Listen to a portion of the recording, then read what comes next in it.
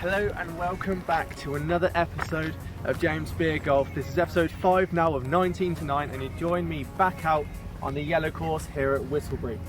I did want to play either red or blue, however they have the upcoming Trilby Tour qualifiers going on shortly, as you would have seen from the advertising boards on the way in. So finally got the new clubs in my bag. The Callaway Rogue Pros. If you haven't seen it, it would have been on Insta, and I did a vlog earlier this week, so we're really interested to see how they go. What I will be doing is throughout this video is giving a few hints and tips for those that want to get into golf as to like golf etiquette, things to be aware of before you get into golf. If I do miss anything, please just let me know down in the comments, but feel free to like, subscribe, and let's get on the course.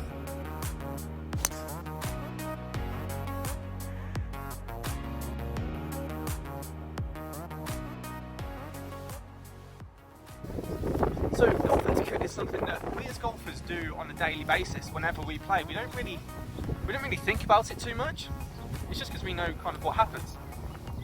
Tip number 1 I would say with golf etiquette is when someone's taking a swing, doing their practice swings or anything like that, just stay quiet. Be respectful, watch where their ball goes. God, I'm out of breath already, so unfit. And just don't be in their eye line. It can be really distracting if even a little bit of movement.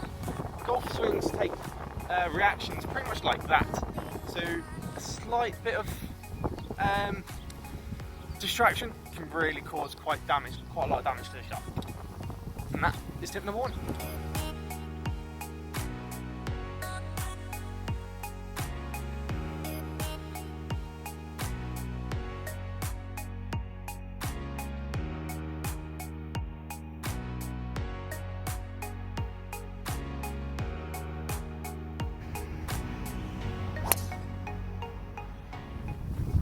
Okay, so on to hole number 2. My second golf etiquette tip is certainly to do with slow play. Golfers will get seriously angry and seriously impatient. For some reason, we're very impatient people. So, I think in January this year, they brought out new rules that you can spend the maximum of 3 to 5 minutes, do correct me if I'm wrong, looking for a golf ball if it's lost. If it is lost or you can't score on the hole, just give up. There's absolutely no point. It'll just slow the game down for yourself, for everyone else, and in this world we've got places to be. So just make sure that you don't hold people up too much. You're efficient with your play. I'm not saying rush. Do not rush a game because, as I said earlier, golf is a very difficult game. Just make sure that if you can't score or you've looked for your ball too much or there's people waiting, just be respectful and just think, if you were in their shoes, would you really want to wait? I know I certainly wouldn't.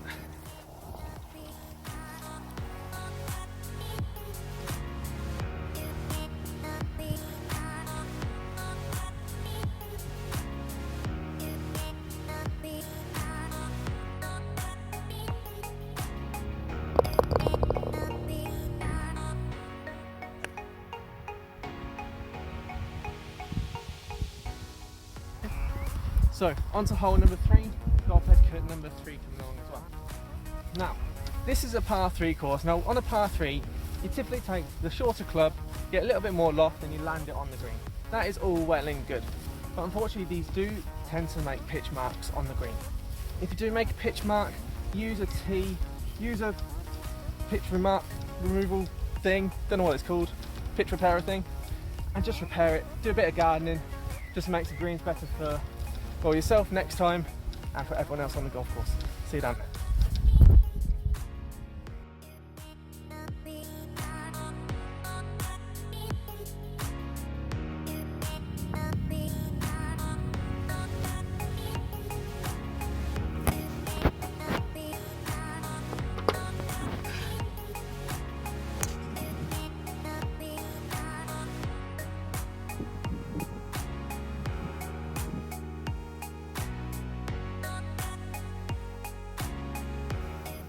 So, hole number 4 is on the subject of clothing. Now, this does differ between golf club to golf club. Make sure you do check it out on their website, on any forums or anything like that before you go and play. Typically, for gentlemen, or I suppose for ladies, I don't really know, I have absolutely no idea, that you typically wear a collared shirt Whether it has to be tucked in, it's completely up to you.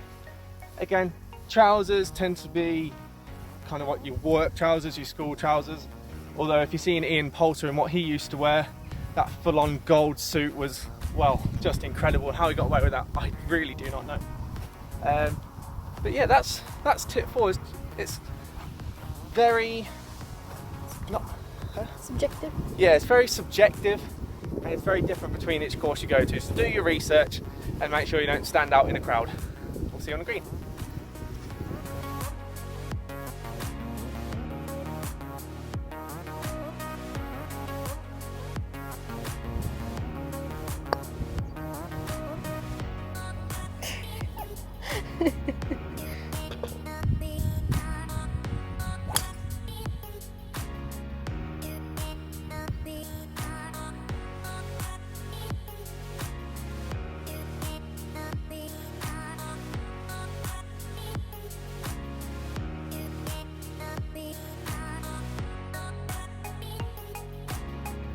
Okay, so on to hole number 5. Thank you.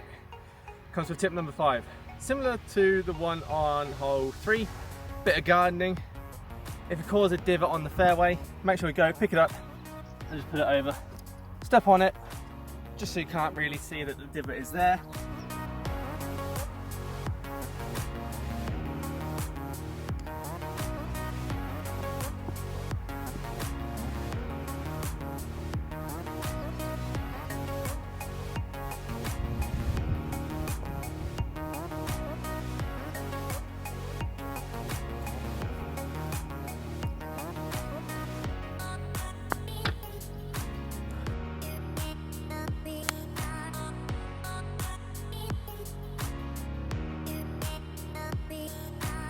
Right, so golf etiquette tip number 6 brings us to the green and how we should be kind of around the green.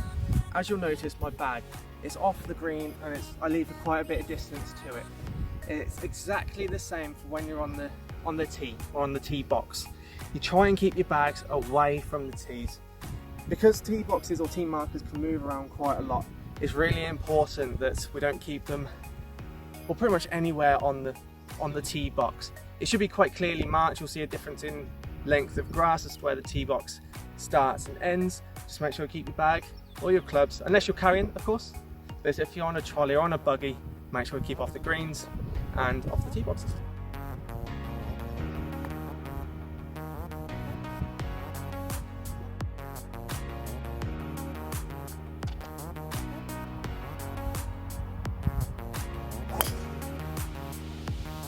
On to hole number 7, one of my favourite courses here on favourite holes here on the yellow course at Whittlebury.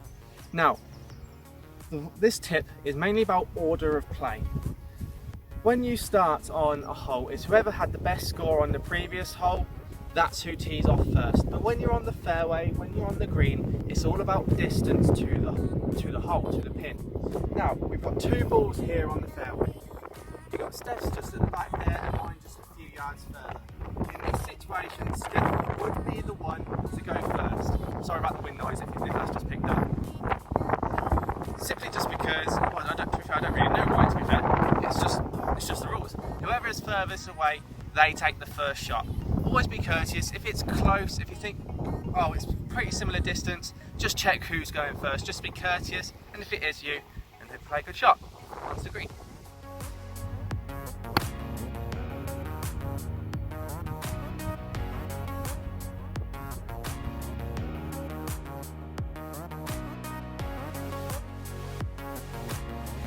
Remember, always fix your divots.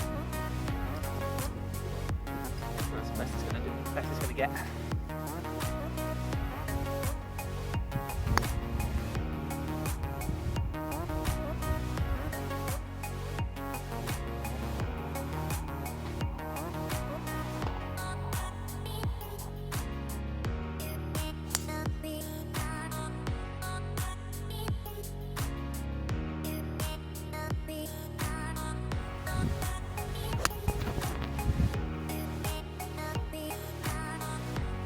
On to hole number 8, the penultimate hole, the penultimate tip. Brings me into a common place, into the bunkers. I find myself in here a lot. Now, as you can see, someone's been in the bunker but not actually raked it. This is one of the most annoying things on the golf course, especially if you then hit your ball into, say, this foot mark, into one of their divots or anything like that. So every bunker will have these rakes scattered around. Make sure you pick one up and rake it. Just be happy that if you hit your ball near, you'd want some level ground to hit your ball off of. Sometimes you may find that the best sand is on the edges, so try and bring the sand in rather than out. But if you hit your ball on there, at least you've now got a much better chance at hitting it out.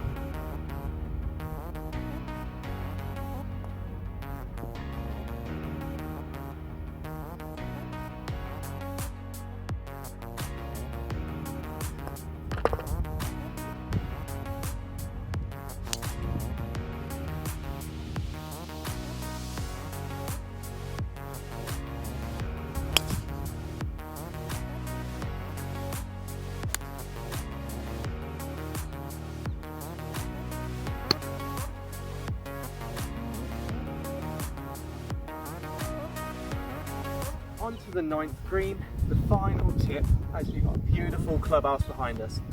Now, you'll see 2 golf balls on the green. The final tip is just being courteous around the hole or on the green. Now, you have 2 options here. One, get one of your markers, whether it be a penny, a 10p coin, or an actual golf marker. Put it behind the ball and pick your ball up, giving the other person the opportunity to putt and not be distracted or not be interfered. Then you've got another option. If, like me, you've got a marker which is quite thick and can be quite annoying. So if another golfer's ball hits that, it can really affect the line or the pace or anything like that. Then you've got another option. Pick something in the background. I'm going to choose that tree over there. Okay? Take your club and move it to one side. What that does is enable this golfer to putt towards the hole without being distracted. Do just remember though, make sure to move that marker back to where it came from. That's why you use a tree or something like that as alignment. Otherwise you could get a 2-shot penalty or 1-shot penalty. And that is the final tip. Let's putt out and